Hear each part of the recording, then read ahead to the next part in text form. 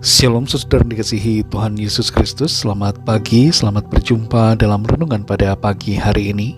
Doa dan harapan saya saudara semua ada dalam keadaan yang baik, sehat, penuh sukacita, dan berkat-berkat Tuhan. Tuhan selalu baik dalam kehidupan kita.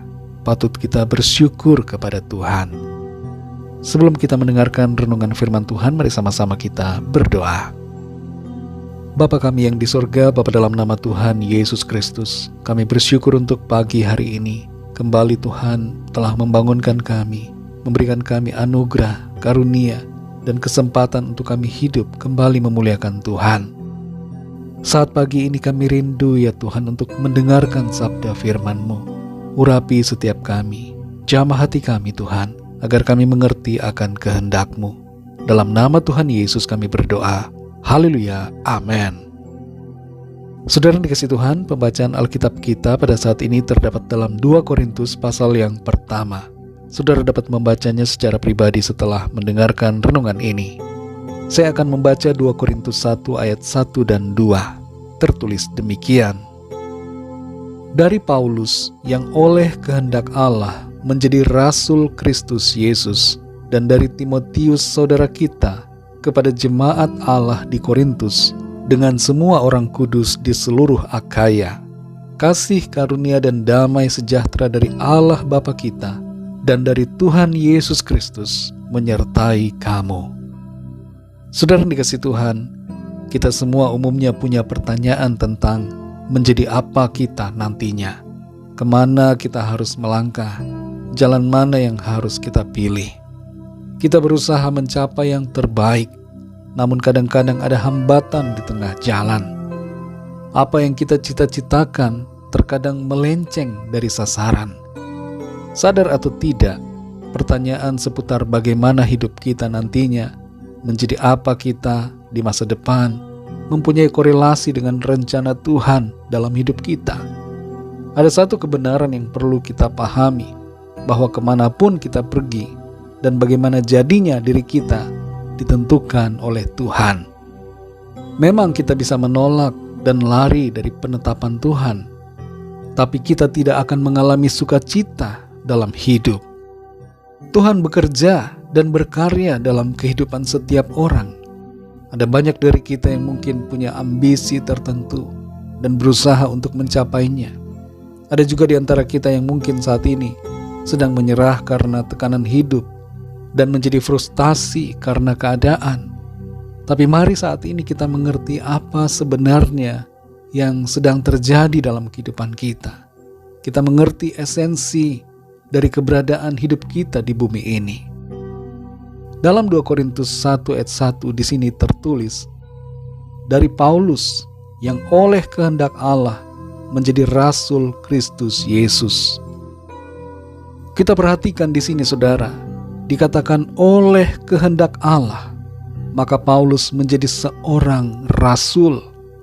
Ini berarti bahwa jalan hidup Paulus ditentukan oleh Tuhan. Paulus yang dulunya adalah seorang penganiaya jemaat, seorang yang bengis, seorang yang kejam, seorang dari golongan Farisi, dan punya tanggung jawab besar, ternyata dipilih Tuhan untuk melayani Tuhan sebagai seorang rasul dan penginjil. Ini bukanlah cita-cita dari Paulus, tapi apa yang terjadi dalam jalan hidupnya ada dalam penentuan Tuhan. Kebenaran ini saudara memberikan pengertian kepada kita semua bahwa mau jadi apa kita nantinya adalah merupakan kehendak Tuhan. Tuhan menetapkan langkah hidup kita. Kita bisa punya cita-cita, tapi yang akan terjadi adalah kehendak Tuhan dalam hidup kita. Dan kita sudah seharusnya berjalan seiring dengan kehendak Tuhan atas kita. Jangan kita melawan. Musa tidak pernah membayangkan sebelumnya bahwa ia akan memimpin bangsa Israel keluar dari Mesir. Tapi oleh kehendak Tuhan ia menjadi pemimpin. Yusuf tidak pernah mengira bahwa ia akan menjadi orang nomor 2 di Mesir di bawah Firaun. Tapi oleh kehendak Tuhan ia menjadi orang yang sangat berpengaruh di sana. Daud tidak pernah menduga bahwa ia akan menjadi seorang raja atas Israel. Namun oleh kehendak Tuhan, ia naik di atas tahta kerajaan Israel dan memerintah bangsa itu dalam waktu sekitar 40 tahun.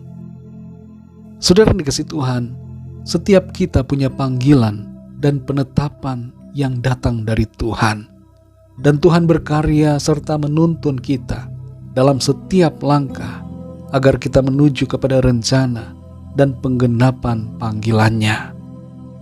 Mazmur 37 ayat yang ke-23 berkata, Tuhan menetapkan langkah-langkah orang yang hidupnya berkenan kepadanya. Mari kita sadari hal ini saudara, bahwa hidup kita ada dalam rencana dan panggilan Tuhan. Jangan kita tolak panggilannya. Jangan kita melawan rencana Tuhan. Dan jangan lari dari tugas yang diberikan Tuhan. Kerjakanlah dengan setia apa yang Tuhan percayakan kepada kita. Tidak ada yang kebetulan, dan Tuhan tidak pernah salah dalam memilih. Kalau saudara dipercayakan oleh Tuhan untuk mengemban suatu tugas, maka itu berarti bahwa Tuhan memberikan saudara kemampuan untuk menuntaskannya. Mari saudara, berjalanlah dalam panggilannya, karena itulah yang terbaik. Mari kita berdoa saudara. Bapa kami yang di surga, Bapa dalam nama Tuhan Yesus Kristus, kami mengucap syukur untuk firman-Mu yang sudah kami dengar pada saat ini. Kami belajar bagaimana Tuhan, Engkaulah yang menetapkan setiap langkah kehidupan kami. Kami punya cita-cita, kami punya ekspektasi terhadap keberadaan diri kami di masa yang akan datang. Tapi pada hakikatnya, kehendak-Mu lah Tuhan yang terjadi. Kami tidak mau melawan akan panggilan-Mu. Kami tidak mau menolak akan karya-Mu dalam hidup kami. Tapi kami mau berjalan seiring dengan kehendak Tuhan dalam hidup kami. Terima kasih Tuhan. Kami percaya Tuhan punya rencana yang baik atas kami. Rencana-Mu agung, indah dan mulia. Kami mau berjalan dalam kehendak-Mu. Kami mau masuk dalam rencana-Mu Tuhan. Berkati kami ya Bapa di sepanjang hari ini. Pimpin kami dengan Roh-Mu. Berikan kami hikmat untuk kami mengerti apa yang harus kami lakukan. Berkati ya Tuhan setiap apa yang kami kerjakan. Terima kasih Tuhan. Kami berdoa bagi yang sedang dalam pergumulan, masalah, sakit, penyakit, agar Tuhan menjamah, memberikan pertolongan, jalan keluar dan kesembuhan dari Tuhan. Setiap permohonan doa kami bawa ke hadapan-Mu ya Bapa. Biarlah Tuhan yang menilik dari tempat maha tinggi dan memberikan kepada setiap kami apa yang kami perlukan. Terima kasih Tuhan. Kami percaya kami alami kemenangan, sukacita dan berkat-berkat Tuhan. Dalam nama Tuhan Yesus Kristus, Tuhan dan Juru Selamat kami sudah berdoa dan mengucap syukur. Haleluya. Mari sama-sama kita berdoa, doa Bapa kami. Bapa kami yang di surga, dikuduskanlah nama-Mu, datanglah kerajaan-Mu, jadilah kehendak-Mu di bumi seperti di surga. Berikanlah kami pada hari ini makanan kami yang secukupnya, dan ampunilah kami akan kesalahan kami, seperti kami pun mengampuni orang yang bersalah kepada kami. Dan janganlah membawa kami ke dalam pencobaan, tetapi lepaskanlah kami daripada yang jahat. Karena Engkaulah yang mempunyai kerajaan dan kuasa dan kemuliaan sampai selama-lamanya. Amin. Terimalah berkat Tuhan.